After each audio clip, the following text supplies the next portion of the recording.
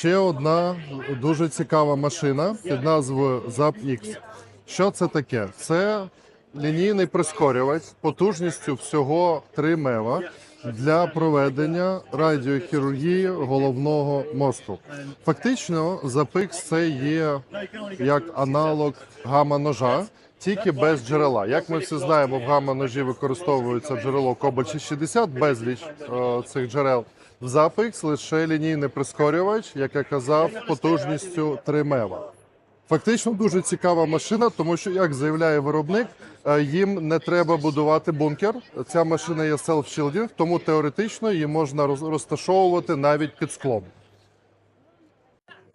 Однією з особливостей цього обладнання є те, що ZAP може проводити некомпланарне опромінення завдяки саме конструктивним особливостям цієї системи.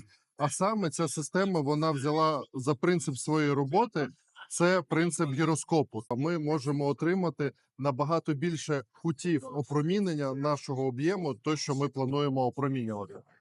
Used because as according to what you said and your colleague said, that at least uncertainty, geometrical uncertainty from end to end,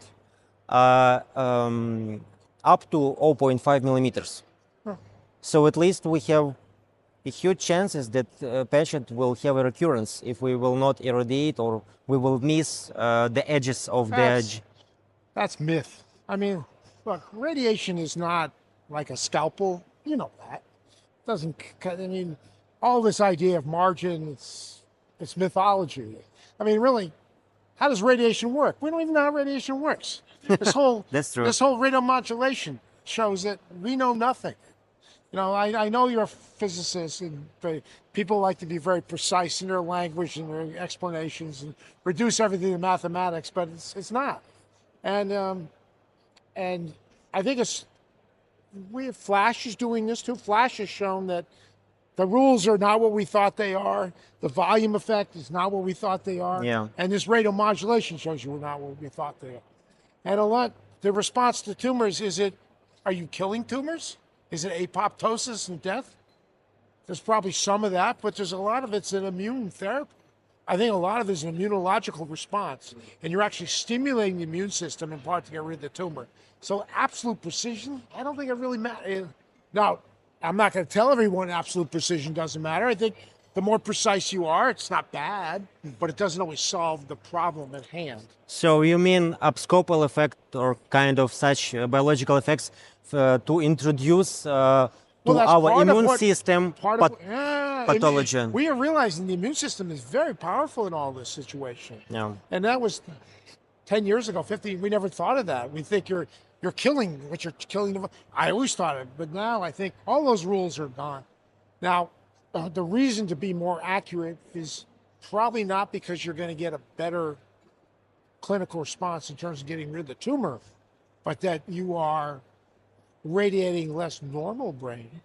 Yeah. And as I mentioned today, it doesn't take much radiation to change the function of normal brain. So why do you want to be more accurate? Because you don't want to mess up. You don't want to hurt people's brains. It's your brain.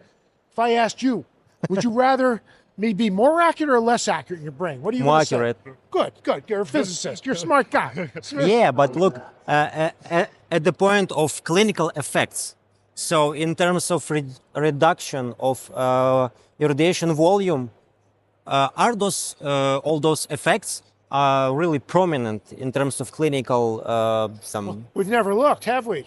So, yeah, so we can show biologically, you irradiate with more than 5 gray, you're changing the function of that brain. Okay, you're changing the function. Now, maybe there's some place it doesn't matter. Maybe there's some place it matters a lot. Maybe it matters everywhere.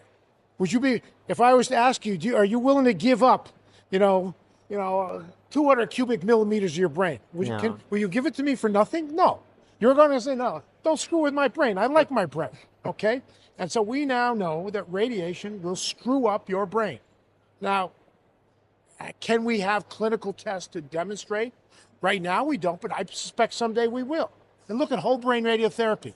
We treated 100 million patients. I'm getting 50 to 100 million patients. And finally someone said, they think we're damaging people's brains. Yeah. And they looked and said, yes, we're When I was a young resident, I said, these people are not right after. No. We do whole brain radiotherapy the right way. There's no problem there. It's the chemotherapy. It's the cancer. No, it was the radiation. But now we have hippocampal avoidance. We have what? Hippocampal avoidance. Well, that's a good start. What about the frontal lobe, the occipital lobe, and the parietal lobe? Why is the hippocampus? So you're saying, well, memory matters, but nothing else matters. No, Because- this is the next step. About Exactly. Hey, it's okay. It's a good first step. Now just treat the tumor.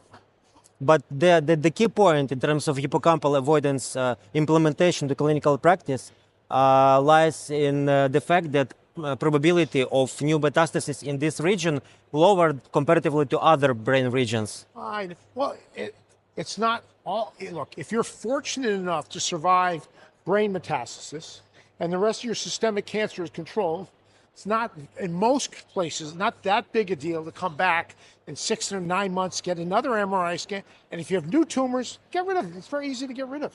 So I think if I told you had cancer and your brain metastasis, and there's a high likelihood, whether you've had whole brain radiotherapy or hippocampal sparing or whatever, you'd want to get your brain checked.